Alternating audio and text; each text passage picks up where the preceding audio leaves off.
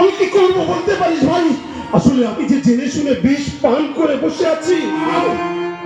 আমি বলছি মির্জা, তুই একটু কষ্ট করে বিষের জ্বালাটা সহ্য কর। একদিন না একদিন তুই অবশ্যই অমৃতের স্বাদ অবশ্যই পাবি, অবশ্যই তুই অমৃতের স্বাদ পাবি। মেজ বৌদি, আমি তোমাকে অনুরোধ করে বলছি, আমি তোমাকে হাত জোড় করে অনুরোধ করে বলছি, অতীতে যা ঘটে গেছে তা মন থেকে মুছে ফেলে তুমি আবার নতুন করে মেজদাকে নিয়ে জীবন শুরু করো।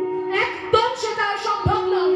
তুমি কি ভাবছো এই মানুষটা যে আমার সমস্ত স্বপ্নকে ভেঙে চুরমার করে দিয়েছে।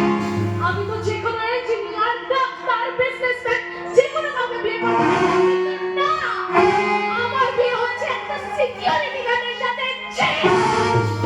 স্বামীর পেশাকে নিয়ে ব্যঙ্গ করিস না উনি। ভালো কথা। স্বামীর পেশা চাই, মেয়েটা চেয়ে ভালো করছে। হ্যাঁ। তুমি ঠিক বলেছো, একদম ঠিক কথা বলেছো বড় বৌদি।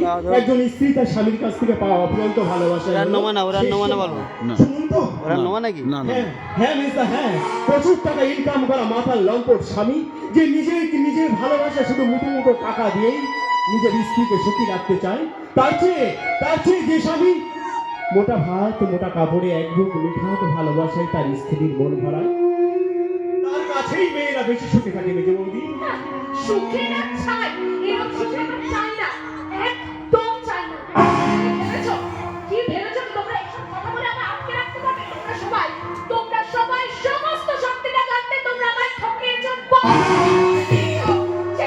আমি এক্ষুনি তোমাদের সবাইকে ছেড়ে আমার দাদার কাছে চলে যাবো।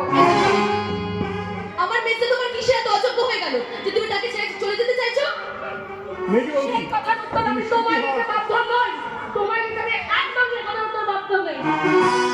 হোটেল ডান্সার যার নাকি কোনো চরিত্রেরই ঠিক নেই, তার সাথে কথা বলতে আমার রুচিতে বাধে।